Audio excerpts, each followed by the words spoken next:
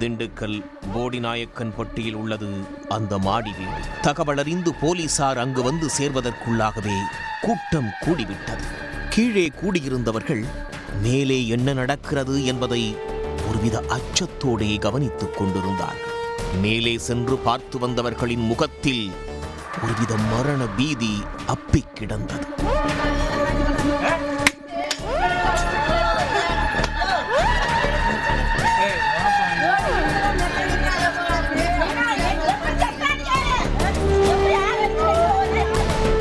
இளைஞர் ஒருவர் கொடூரமாக அடித்து கொல்லப்பட்டிருக்கிறார். தலை சிதறி இரத்தம் தெறித்ததில் அந்த வீட்டின் சமையலறையே குருதி நெடியில் மூழ்கி கிடந்தது.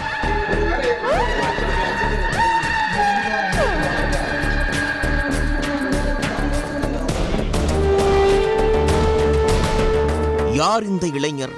எதற்காக இந்த கொலை? திருமலைசாமிபுரத்தைச் சேர்ந்தவர் எதற்காக போடிநாயக்கன்பட்டியில் உள்ள ஒரு வீட்டின் கிச்சனில் சடலமாக கிடக்கிறார் என்பன போன்ற கேள்விகளுக்கெல்லாம் விடை தேடி விசாரணையை தொடங்கியது போலீஸ். அதில்தான் கொலைக்கான காரணம் குறித்து பல்வேறு திடுக்கிடும் தகவல்கள் தெரிய வந்தது.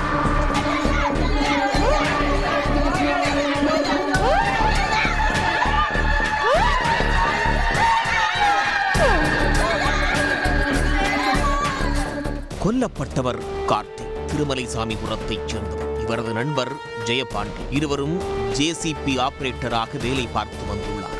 ஜெயபாண்டிக்கு திருமணமாகி மனைவி உள்ளார். நண்பர் என்பதால் கார்த்திக் அடிக்கடி ஜெயபாண்டியின் வீட்டிற்கு செல்வது வழக்கம். அப்போது நண்பனின் மனைவியோடு அவருக்கு பழக்கம் ஏற்பட்டுள்ளது. இருவரும் ஜெயபாண்டிக்கு துரோகம் செய்துவிட்டு நெருங்கி பழகி வந்துள்ளார்.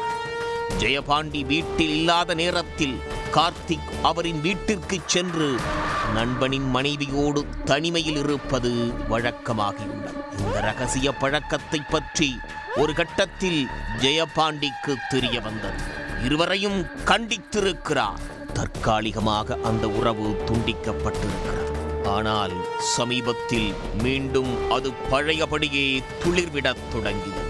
இதை அறிந்ததும் ஜெயபாண்டிக்குள் கொலைவெறி உருவாகியுள்ளது. மனைவி மற்றும் நண்பனின் துரோகத்திற்கு சரியான பாடம் புகட்ட வேண்டுமென காத்துக் கொண்டிருந்திருக்கிறார். இந்த சூழலில்தான் சம்பவத்தன்று வேலை விஷயமாக ஜெயபாண்டி வெளியே சென்றுள்ளார். இந்த தகவலை அறிந்த கார்த்திக் ஜெயபாண்டியின் வீட்டிற்கு வந்து அவரின் மனைவியோடு பேசிக் கொண்டிருந்துள்ளார். திடீரென வீட்டிற்கு வந்த ஜெயபாண்டி கார்த்திக் உள்ளே இருப்பதை பார்த்ததும் அதிர்ந்து போய்விட்டார். கையும் களவுமாக சிக்கிக்கொண்ட கார்த்திக்கால் அங்கிருந்து தப்பிக்க முடியவில்லை. ஆத்திரம் தலைக்கேறிய ஜெயபாண்டி வீட்டில் இருந்த இரும்பு கம்பியால் கார்த்திக்கின் தலையில் பலமாக தாக்கியிருக்கிறார்.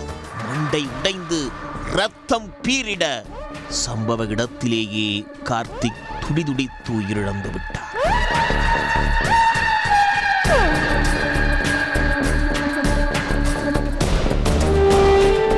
கார்த்திக்கை கொன்ற கையோடு ஜெயபாண்டி தலைமறைவாகிவிட்டார். ஜெயபாண்டியின் மனைவி மூலம் அனைத்து தகவல்களையும் தெரிந்து கொண்ட போலீசார் தலைமறைவான ஜெயபாண்டியை தேடி வந்தனர். நீண்ட தேடுதல் வேட்டைக்கு பிறகு அவரை கைது செய்து சிறையில் அடைத்துள்ளனர்.